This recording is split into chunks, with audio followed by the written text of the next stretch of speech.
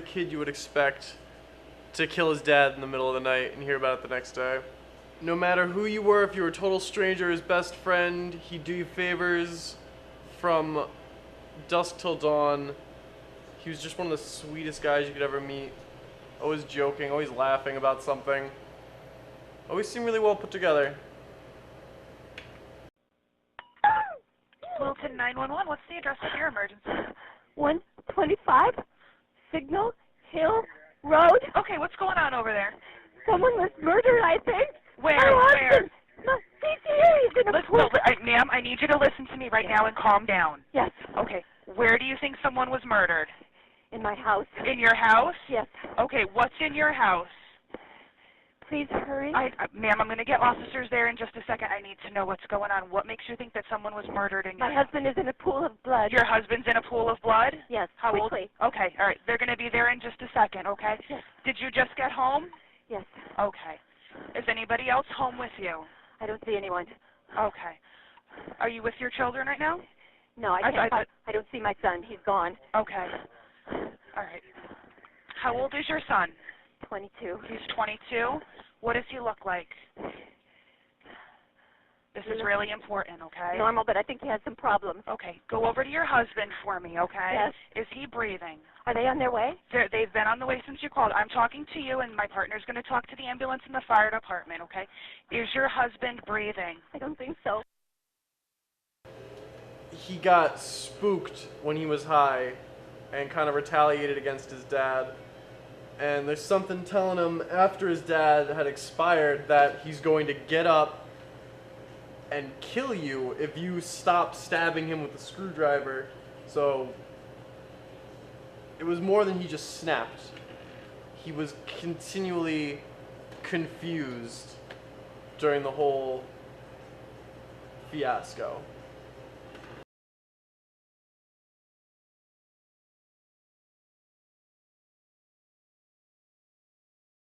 Once you start down the path of drug use, pretty soon it loses its effectiveness. And if you can't get more of the drug, or if you can't afford more of the drug, you tend to gravitate towards stronger drugs. They're going to have more of an effect. And I would say that's what happened in this case. Not knowing the case very well, but once the door's open for drug use and people find themselves inclined to it, they're going to want to try the stronger drugs because it's more bang for their buck. It was so out of the blue that, you know, he was drinking a lot, he was smoking a lot of weed, and then all of a sudden he's doing dope all the time, and then this with the PCP. Like, it's so easy to get into these weird drugs that mess up your mind. I guess he already had some mental issues. I think the appeal for drugs in general is escape from reality. It creates an ethereal feeling. They feel like they're escaping from their normal life. The problem is escaping from your normal life is always going to make your life worse. You're not dealing with the problems you need to be dealing with every day. And so when you take a little vacation from that, it just seems to make itself worse. And so escape becomes more urgent because you want to get away from a situation that's going from bad to worse. The way you get away is by taking more of the drug or by taking heavier drugs. You know, it starts out, it's, you smoke a little weed, you get a little high, and a little high is not enough because things got worse, and you just want to forget everything, and so people wind up trying heroin and PCP and all different drugs that are going to make yourself less attuned to reality.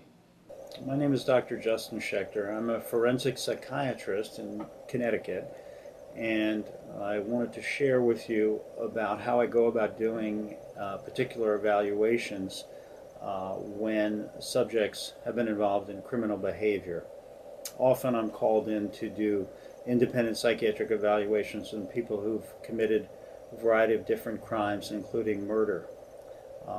In the state of Connecticut, the test for whether or not someone is found not guilty by reason of insanity is the National Law Institute criteria, which is whether or not the individual understood the wrongfulness of their conduct and whether they had the capacity to conform their behavior to the requirements of the law. So it's a two-pronged test in the state of Connecticut.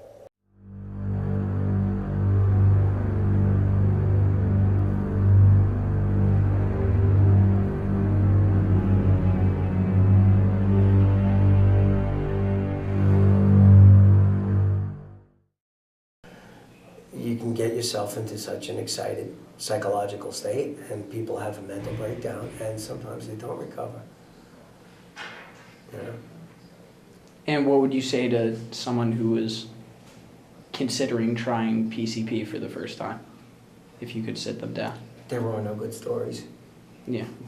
There's no happy endings. You might feel good for a while on certain drugs. At the end of the day, there's nobody. I can't think. I don't know of any productive members of society that have had any prolonged use of angel dust. I've never heard of it. I've only heard horror stories, never heard good stories, never heard anybody with a positive outcome from a drug like that, ever.